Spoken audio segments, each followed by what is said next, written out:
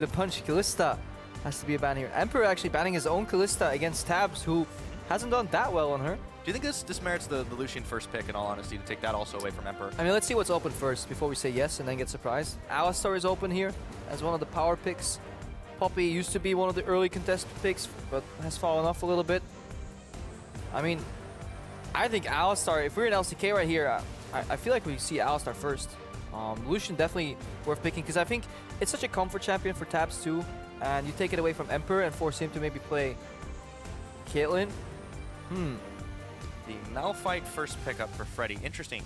It's worth debating because both teams kind of starve their top laner. I feel like by ROCCAT it is almost a given. By G2 it's a choice. They really put Kikis on these tanks that he can then add utility in a team fight. So Malphite is one of these champions that have been very prevalent for G2, but that Malphite pick comes at a great cost. Yeah, instantly G2 respond. They pick up the Alistar Lucian lane, so Emperor will have some comfortability for himself. ROCCAT, what do they answer with? Another thing worth noting, the Lulu is still available, but you know, if you want to do like the Caitlyn comp that we saw Splice doing last time, I don't really think that screams ROCCAT in all honesty. I mean, Betsy's a good Lulu player, by all means. True. He's not a straight up carry there, but Tabs looking to go for the Ezreal hover here. They're talking about it. A lot of options. Look at G2. Their bot lane, check. Kikis is likely going on a tank. They'll have counter pick for perks in the mid lane, and then we just want to see a farm jungle. There's a good choice, or a good chance that we see another Graves here on the jungler trick to really start that farm-heavy style that he likes to play and outpace. Nidalee is off the board, so we have a very quick clear here on the jungle Graves. Yeah, the Ezreal coming in as well. That's picked up for Tabs. Ooh, with the Bard.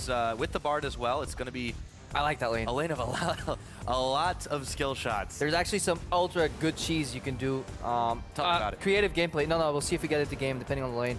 But Bard Ezreal has one of the strongest level 1 traits in the game. Like, it's so hard to deal with if they just raw all in you level 1 behind the creeps. You kind of have to back off and you will lose experience. But it's such a risky approach. All right, the Lee Sin's taken for Trick, and now we have a Nautilus as well. So we predicted this for Kikis. Pretty much a very likely scenario. We will probably see the Banner and Zerat portal pushing as well. See if he can do that against Freddy. But for Trick, we've only seen one Lee Sin game on him in this split since the Nidalee was banned away. I'm wondering what he would fall onto. And Graves was available as well, so kind of surprising he went for that. Yeah, he kind of wants a flank here, a kick engage potential. ROCCAT looking for something where Airwax can assist Betsy in the mid lane. Rek'Sai is decent jungler here. Does well until he's in, because every time he dashes in, you can just interrupt, you know, in some of the duels. Just auto-proc that passive knock-up. I still like to see him go for a little bit more damage. We talked about Airwax being that like solo QS jungler. He was doing quite well on the Kindred pickup, especially against Fnatic, but that was mostly because they weren't warding down bottom, just continually finding ways to kill him. But it looks like they want that utility, they want that movement around the map, and the Rek'Sai is the answer. They also lock in the Victor for Betsy. Oh wait, no! But At wait, the last second, there's more. they go back to Jungle Rumble. I have to echo what you were saying there, Pyro. I think you're right on the money. They needed some more damage, because if they just went with Ezreal and Victor, both scaling late game damage dealer, as a team where your strength and your niche is the early game kind of spike against a team as aggressive as G2, I think that would have been the wrong decision. Instead, they go for Rumble in the jungle, which has a really good clear speed. Has some creative gank paths too, where they can maybe surprise Perks if he's not used to it. Perks is playing Lissandra though, so the Claw is really good to get out of jungle ganks, because Rumble is really good at slowing you down. We'll see if you have like a blink, a lot harder to actually die. Yeah, one caveat of this composition though, they have a heavy amount of magic damage, and they're going to need to get that Ezreal likely going blue build to scale up super late for it to be super effective. This is a game where you stack MR if you're G2. Oh, definitely so. Really good point there. Look at, yeah, the amount of magic damage overall. But they also have the makings of a fantastic Wombo combo though. Imagine a world where Bard lands like a 4-man ultimate into a double stun, Malphite knockup, Rumble on the top, Victor, and then they all flash out and kill you. But there is so much Wombo combo potential here. On the side of G2, there's more like individual pick-off. One guy gets kicked in, Lissandra ultied, or Nautilus just gets the combo off on one guy pick-off. They have not as much AoE damage, but ROCCAT, they can just kill an entire team in just like 2 seconds. If they're able to hold on in that early game, we know they're able to play that quite well. They could have some serious power in their house. Now, we'll see if you think that ROCCAT can come out with a win over G2. Send those predictions at LOL Esports is, of course, the place. Hashtag ROC win or hashtag G2 win. It's the last game in Europe for week number 6. Let's hear y'all make some noise as we get ready to load up onto the Rift for ROCCAT and G2 Esports. They still love you, Crepo. What do you mean still? That implies that the love was lost at one point. No, it implies it's still going. Actually, you're actually right. I'm wrong. I don't even. Do I even? That's when you call me out and you tutor me in English. I'm usually the wrong one, so this time I get to turn the tables on you. Ah, how does it feel? Feels pretty good. Yeah. Let's turn those tables back around. Hold on, I still want it this side. All right, let's take a look at how they're starting this game off. This line of scrimmage, nothing too out of the ordinary. You do see Extinct going a little bit further into his own jungle here. Yeah. And I mean, we could just start talking matchups then when the teams layer out like that. Ezreal Bard have a range advantage. In my honest amateur opinion, Bards never start a camp. And I've probably told every single LCS player this. So hopefully, because they're tired. Whenever we go out, we're at a bar, I'm like, do you have a moment to talk about a Lord and Savior Bard? And I tell them, so there's a good chance where we see Tabs and Extinct delayed invade, stop the camp on Emperor, move behind the creeps, and do that level 1 trade. If that happens, I'm a happy man. Let's see if it does. Keep our eyes on that one, Extinct. Rocking that Snow Day skin as well. Actually, gotta go back to the. I know this is total diversion. I want to look at the. Yeah, Rumble in the jungle. Galaxy, no Rumble in the jungle. One of these days, it will be different. But all right, let's take a look at our summoners as well. Nothing too out of the ordinary. We do see once again the Nautilus. Yeah, perhaps that is the way to play it. Perhaps I was wrong about Strength to the Aegis, and they just want the early trade potential. Nautilus should win that matchup. Here we go. Emperor took the early hits on the Gromp. Tabs and Extinct ran out of wards, so they have to manually check the Gromp. They will be late to lane, so the cheese won't work now. It's just too bad. Ooh. Oh, he's got Chime though. He's going Chime. Chime on. So they didn't had a ward available to kind of check over the wall, so they lose a lot of momentum here in terms of the push. That's actually crucial for this matchup because obviously Hybrid's a melee support. He can't really assist in that lane push. The first Q misses, so a lot of zone control lost here. G2 may actually be able to reach level 2 first. That's very big in this matchup. It may not seem like it, but this lane could look very, very brutal if ROCCAT managed to push, but Emperor and Hybrid get the edge. This is just how League of Legends has really been trending. These butterfly effect, the small things that affect so largely even outside of the laning phase. Emperor and Hybrid, very strong duo lane. Work together, their synergy just instantly clicked. They're so self-sufficient. It's really impressive how they can play losing matchups and go even in CS almost every single game. They find a way to make it work. Kikis, on the other hand, also like Kikis plays well on an island, and that allows Trick to just farm a lot and then enable Perks if Perks isn't already killing the enemy. So when things go well for G2, they just go really well. Yeah. You know, on the flip side too, you look at Tabs and Extinct. I mean, neither of these players were what ROCCAT started the split with. Saphir obviously was benched, moved away. They got Tabs, and Extinct had to come in for Edwards. So, you know, they've not had as much time to adjust together. And this is a difficult lane to play together, I feel like. Yeah, it just requires some synergy, but also you have to wonder why you would put an old veteran top laner in a support position. That's true as well. With long-term goals in mind, because Extinct hasn't really impressed for me. He has been very lackluster overall. So I need to see if he can make this Bard. If there's one game where he can win my love back, it's this one. It's on a Bard game. Yeah, we'll have to keep tabs on him. And speaking of tabs, trying to keep pace on the CS here versus Emperor and Hybrid, but they've kind of agreed to a non-aggression pact for the time being. It is hard to really harass Ezreal as much. This lane, especially with the introduction of a lot of TPs here in the high-level play that can actually go down instead of just existing, this lane becomes a sustain lane. Alistar heals, Bard heals, we both agree to farm. So you only really have that window level 1 where you can really get a distinct advantage in lane. Other than that, unless Alistar Q flashes, you're not going to see any aggression. So we can start focusing on mid lane, because that was an interesting interaction where Perks pushed out early, got low on mana, then used teleport to get a control advantage. And that's what you need. You want the mid prio so your jungler can play aggressive. We didn't really talk as much about the Lissandra pick. There was just so much to go over in the pick and ban elsewise, since that was the last one chosen. We're seeing this a little bit more and more here in Europe, with Lissandra kind of being like, oh, let's kind of wrap up our comp and put a bow on it. Take a look at that bottom lane, though. Isaac is really stunned up. That is a lot of damage. He does heal it back up, but still, dangerous trade. That's actually, Ezreal is a little bit better right now into Alistar, because the new combo, hang on, Extinct taking a lot of minion damage. Oh yeah, ooh, very, very low on it. Just turns on a dime in that bottom lane. Hybrid walked up indicating that he wants to combo, and the new Alistar combo is actually slightly slower than the one you could pull off earlier. So it gives you a little bit more time to shift out of. The other person needs a little more time here. It's Freddy though, getting ganked by Trick. Yeah, oh, he's able to flash away, but the Sonic Wave connects. Not going to go in on that one. Trick knows better than that, and Freddy gets away at the cost of a summoner spell. Meanwhile, the Rumble going through the jungle on the other side while Trick was away. He'll be able to charbroil himself up some jungle camps, and free push as well for Perks in the meantime.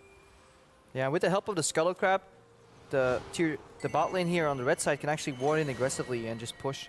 It's really crucial to have that Scuttle Crab. We saw Trick claim it earlier, and it allowed Emperor and Hybrid to place their ward in the bush, deeper in the tri-bush right there, instead of just next to the lane, because they were safe for river ganks against the jungle without a gap closer. Airwax though, but they vision faded, and now he's here. He's got the one, didn't get the two. Hybrid takes a little bit more poke from Extinct, so Airwax doesn't have to give up too much here just to be able to poke out this bottom side. Lo and behold, Tabs has got himself a CS advantage. Yeah, but that's something Trick does a lot. Airwax looking to just come push in this wave, and they want to reset the wave. But that's something that he does a lot. Trick, he helps his lane by getting Scuttle Crabs. Then they can move their ward line up a little bit, put them safe from any ganks, and Trick just keeps farming until he finds an opening somewhere. Yeah. Look at him, level 5 right now, finish off the Gromp. Even on CS with Airx though, because Rumble just has such a fantastic clear speed too. Yeah, that early Scuttle Crab clear, that was pretty much the one thing we saw last year really being popularized by Reignover when he was on Fnatic, and it became sort of standard affair after a while. But Trick, you know, I mean, he's definitely got a one-up over Airwax in this case. Yeah, in terms of Scuttle pressure he does, he's falling slightly behind in farm though, because he's in the empty jungle. Airwax, not quite sure where he's going. He ran into River, no Scuttle Crab there, so he's running back right now. He is level 6, but Perks is playing to the correct side. Perks has his vision is backed, like he's backed up by vision, a pink ward in the rush, so he's playing to his safe side. Combine that with Claw, it's almost impossible to gank him because nobody is bringing hard CC to the table in that mid-jungle combination here. Yeah, I mean, we talked about how the bottom lane was turned into a sustain one. The top lane is by default a sustain lane, even with the extra damage that Kikis is bringing. Freddy not able to trade quite as effectively, and because of that mid lane safety of the Lissandra, this could be a very prolonged laning phase. Yeah, the only lane that's really gankable is the top lane. Even though they're sustained 1v1 and slow damage output, they have CC, and they enable their junglers to come in. True. Rumble plus Malphite have a lot of damage combined to take down Nautilus. Take a while. The only answer you can do in a very stale, can't gank, can't do anything type of situation, that's when you peel your support away, combine with your jungle, and you go in for deep vision. Maybe we can see some of these support jungle combinations show their synergy this match. And one thing worth noting too is as G2 gets further and further into this game, the double TP will come in very handy for them if they can get the instant target lockdown, send out the Nautilus ultimate and the Lissandra ultimate, should be able to lock down somebody like Betsy. He's got the cleanse, but he can only use it once, right? He's got to hold it until they both land on him, or they can try to lock down Tab. Definitely agree. Take him out of the fight. If Perks keeps doing what he's doing right now, he has the push advantage in mid, which means Betsy can't chase. They could easily set up a dive bot, maybe even on this wave already. Look at it. Kikas is diving, they're zone calling, they don't want this wave to be cleared. They're looking for a dive player in the bot lane. Yeah, they know it, and now Airwax not able to get hit by that Sonic Wave. It was going to be Trick looking for that one. Teleport coming in as the Equalizer's thrown down. Gets canceled at the last second though. He decided he didn't want to take that one. True Shot Barrage comes out. As Tabs hits 6, Trick goes in, gets the kickback onto Airwax, and just like that, it's gonna be first blood. Over to Emperor. The play fails, but it gives Airwax a false sense of security. And Bravado, he just simply steps forward, dies with his flash up, so questionable move right there. Moment of action in this game as 1,000 gold in the difference is allocated G2's way. We'll be right back to the laning phase, of course. Right after this, uninterrupted minion farming. Yep, farm alarm right now. Freddy, teleport comes up in about, under a minute. Let's see if he can balance the scales here, because right now G2 has pressure in the bot lane, pressure in the top lane due to the nature of the matchup, and pressure in the mid lane. And if that Q connects, we're seeing a really big dive here, but re-engage, Emperor dashes out, and at this point, ROCCAT won out on this play. It's at this exact moment here that Airwax regrets his life decisions. He's like, oh, he missed me, I can keep going. Wait, no, Lee Sin can actually press Q again and kick me in. That is a major mistake by Airwax. Not excusable at all. Yeah, Airwax definitely learning some lessons there. We should hope at the very least. Still trying to keep pace on the minion farm in this game. We're getting close to that 10-minute mark. Still going to be a while before the composition for G2 really comes alive. But for ROCCAT, you know, they have some serious damage in the late game as well. The blue Ezreal is really going to take a while to get rolling though. Just on the tier, and of course, his Sheen. Takes a while to get rolling, but the power trough he's in right now is so brutal. He only has one Sheen poke every so often, while Emperor is sitting on a BF with an extra sword already. So trading wise, he loses out. So he can only just farm, but in farming, he will lose a little bit of HP every wave on that tower, and then eventually G2 can maybe look for a dive. It's so easy to dive somebody who's continuously pushed into his tower. So with that in mind, what do ROCCAT really need to do just to make sure they come out of this laning phase with a, not a lead, but much more alive, in the position that they're comfortable with, that they then have had trouble in the mid and late game? I feel like Aerox should group up, push out the lane with the bot lane, get deep vision so they have teleport wards, because otherwise, this is gonna happen. Teleport from Perks comes in here. Yeah, double tempered fate, but Extinct is still in a whole lot of trouble. Perks is able to come in around the side, claw himself a kill. Now the fast push is on. Miniwave's cleared away for just a second, but still they have enough residual damage for G2 to be able to take out that first tower. It's gonna get traded in the top, but that is a slow push here compared to what mid they lane. had. Yeah, and there's teleport advantage in terms of Freddy, but obviously he can't react because Kikis is just watching him.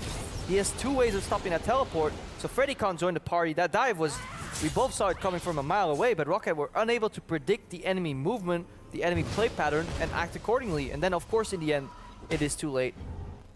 Yeah, Freddy a little bit preoccupied. He does manage to stop the back of Kikis for a second. Trick is going to go ahead and try to start soloing out this dragon. G2 getting a little bit of extra boost for themselves here.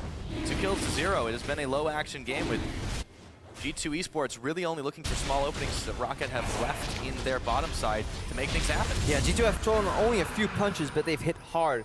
Every single punch carried a lot of weight behind it. Because that 2-kill advantage translated in over 2,000 gold already.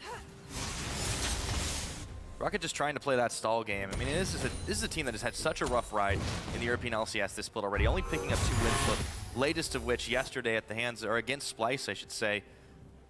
And they just really need to look at trying to stay alive. I mean, this is, G2 you could say is not the team they necessarily need to be, but they're pretty much out of easy opponents. I mean, they've got Origin coming up. Everybody else, well, and Fnatic, everybody else is those top 4 teams. Yep. It's such a rough ride for them going forward. Yeah, definitely so. But if you look at their goals at the start of the season, obviously they're more than happy with the situation. Even if they lose 2 or 3 of those matches, in terms of like early split expectations, they made it comfortably into the playoffs, which is impressive. But look at G2. Earlier we saw them ping on the map, top lane tower. Let's trade it, guys. Open up that map, find an opening, and then they'll likely rotate to the mid lane, see if they can get a dive in here. Kikis is flanking. Perks was fake basing to lure in enemy mid laner, perhaps stopping him. Not going to take the bait. They pinged out Nautilus, but I don't... Yeah, he walked over a ward, so they know he's there. Both teams trading turrets. This is essentially good for ROCCAT. If you can trade turrets from behind, you're generally doing a good thing. But G2 add a little bit of a... Yeah, Rift Herald dessert to that main course. Be able to try and push even more towers with that one. Mid lane should be the next on the menu. All things considered, Perks is pinging that out for the time being, and they do give that buff over to Trick, so immediately turning attention to that mid side. It's undefended for the time being. Betsy's still trying to walk back to lane. This could be a very fast move. They get 2 for 1, but Aerox is there to defend now. They're not going to commit to it. I mean, just a little bit of damage. Just be careful. Extinct the portal over. Throw his ultimate. Yeah. Just keep looking for teleport wards. At this point in the game, when there's so many teleports available on champions like Nautilus and Malphite, warding and being apprehensive of enemy wards around your flanks is the main thing to keep in mind. Vision control is just counted for so much. We talked about it pretty much all day now. I mean, really. That happens when you get the cast with me. Yes, yes. A lot of war talk. Honestly, I learned so much. I feel like I should be going up in rank, but I just keep throwing games. So maybe. I mean, I say that all the time, but then when I play the game, I'm like, you know what, wards? Nah. Items. Do you not build Sidestone? No, I support I do, but when I play off-roll... Oh, okay, I see what you're saying. Support you have to, you can't get away with it, sadly. You can delay it a little bit for extra damage. Get that, hey, if you start support carrying, you know, you pretty much have it all in your control. We haven't seen too many of those now. As Betsy, he gets locked up for just a second, and Hybrid misses the Pulverize. Equalizer, though, that doesn't miss. Chaos. Oh, that's a heaping helping of damage, burning down both Trick and Hybrid. Here's a collapse, so Kika's coming in. Oh, sets up that big ultimate, and he looks immediately for Betsy, takes him down. Perks was locked up in stasis for just a sec. Trick able to make it out alive. A whole lot of chaos in this river as Hybrid is caught between 4 members of ROCCAT, and all said and done, it's just a 1-for-1. Yeah, 1-for-1, because Emperor is late to the party here. Some really interesting interactions that happen.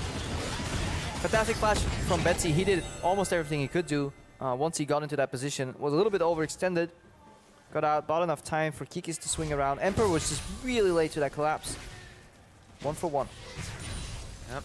We have seen some issues with Emperor not being where the team needs him to be, but let's take a look at how it all started. So Betsy wants to get that wave into the tower, but Hybrid has the Q flash because if he combos, he gets flashed anyways, and then he has nothing to do. Here, the flash over from Airwax here on the red carpet.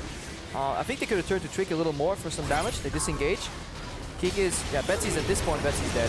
First gets stopped here by Extinct, and then it turns into a 1 for 1. Yeah. Hybrid goes a little low, but Freddy's right behind him, so he's gone. So Trick makes it out somehow. Support from mid lane, though, still should favor G2 in the time being, and still they extend their Goldie just a little bit more on the map. Remember, it's 2 towers, just a 1 right now, but ROCCAT have a lot of options to be able to start knocking those down. Dragon will be up and available in about a minute and a half. So far, the only one in this game has gone over to G2. Probably not worth contesting, but that tower burn should make a bit of a difference for G2's Siege if they're able to pick it up.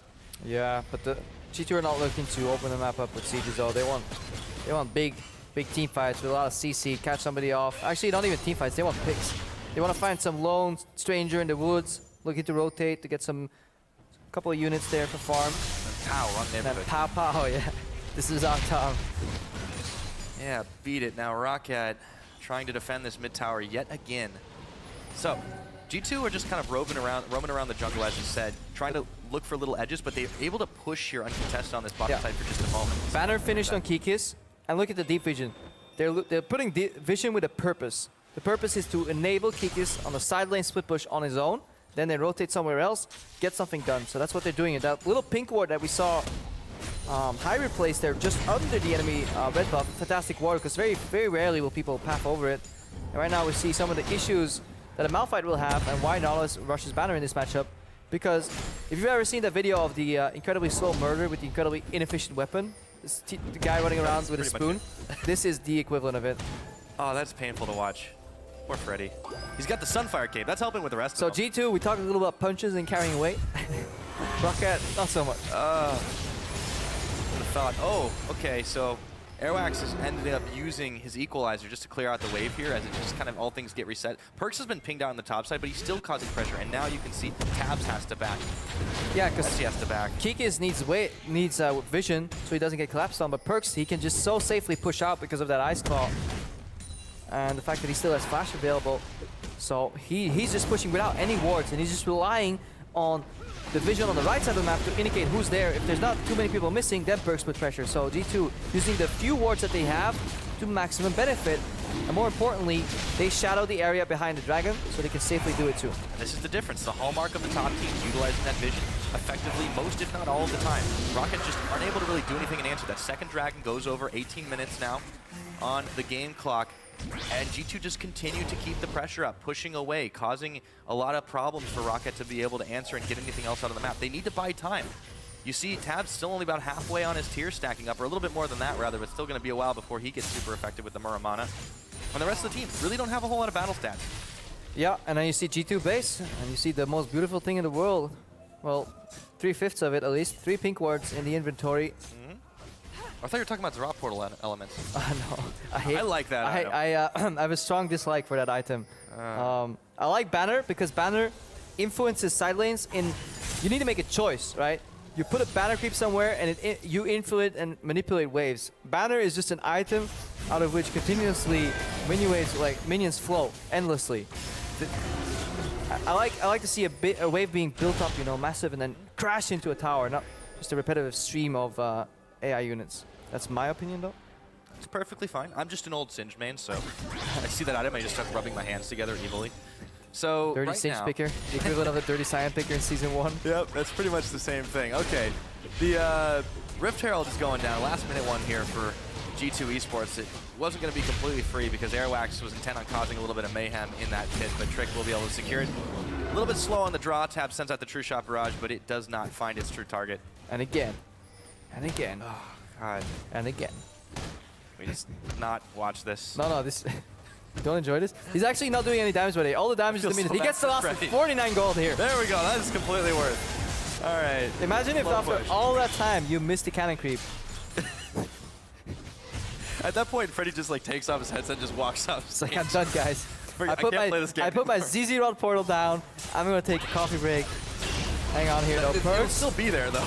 Perks is caught, and he's getting charbroiled. Ice is not strong against fire, but Trick is there for backup, and there's the Frozen Tomb. Teleport coming in. Airwax days might be numbered. The Malphite, or rather the Nautilus Tempered coming Fate.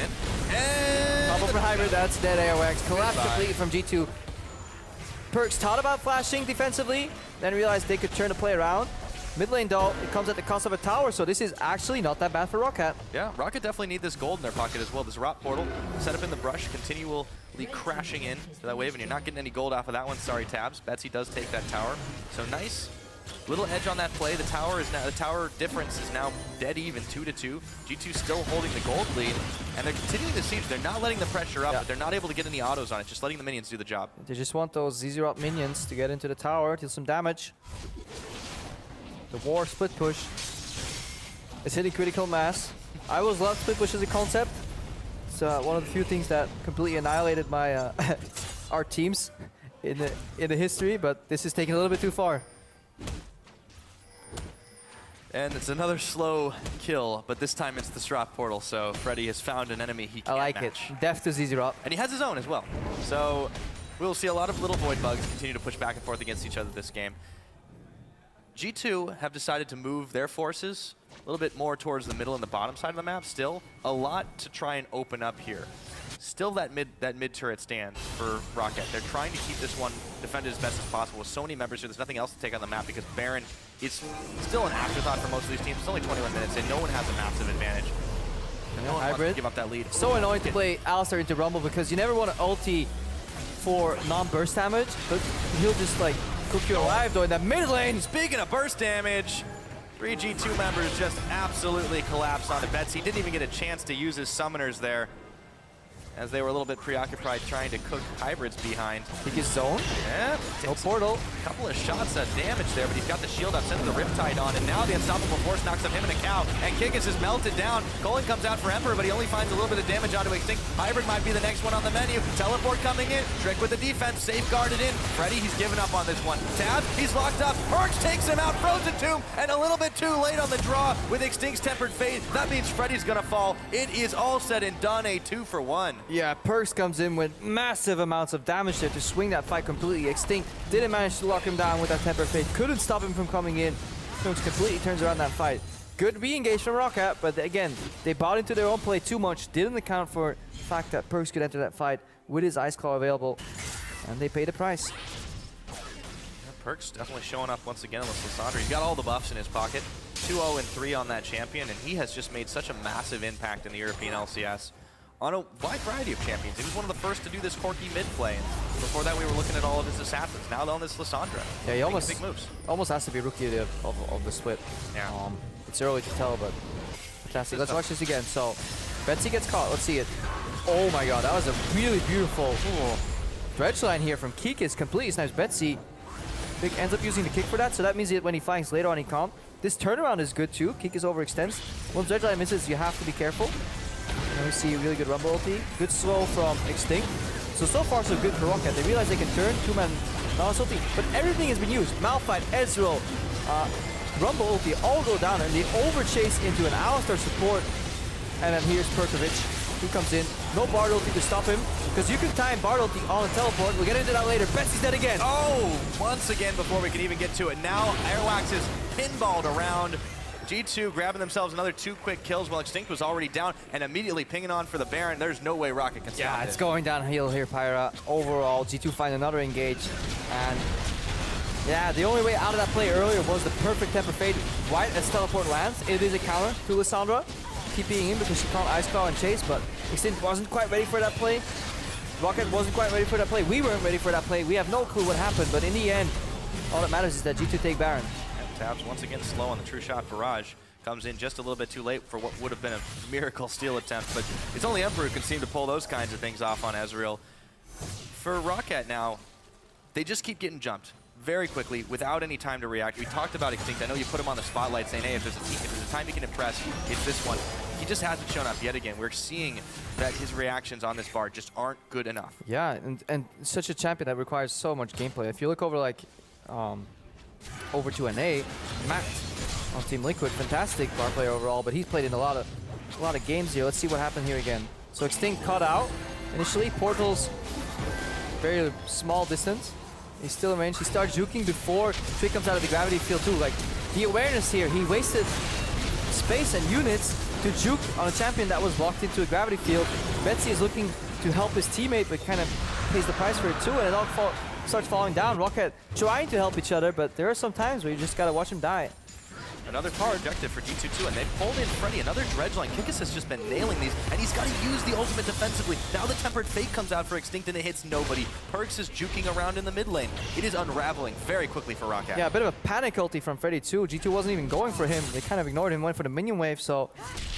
Ooh, and without that one tank hard engage, look at the remaining part of ROCCAT's composition. If you take out the Malphite ultimate, what do they have left? 4 squishy members that all can get hooked by Kikis. He has his pick of the litter right now, and Perks can re-engage whenever he wants. We talked about that wombo combo, but it just hasn't materialized. Point blank setting up the Zerat portal, and that tower is just getting eaten away at, chewed on. ROCCAT trying to desperately hold on and defend this as the base is about to get blown wide open here.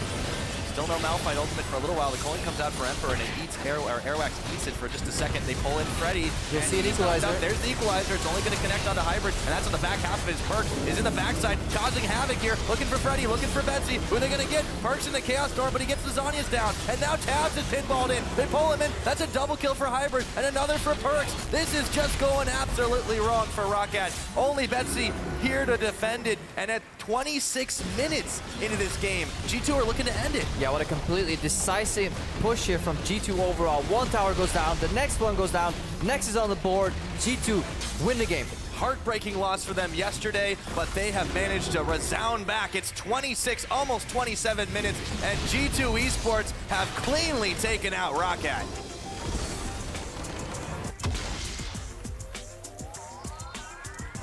And Perkovic, really good engage there at the end. Goes in, doesn't self-cast ulti. Zhonya's buys time, and yeah, defeated ROCCAT. What can you do at this point? Your 2 wins in the split, and you've got a bevy of tough opponents going forward. Maybe next time. But for G2, they can be very happy, very confident win. They've got Elements and Origin next week. And they actually face quite a mix of up and down across the table.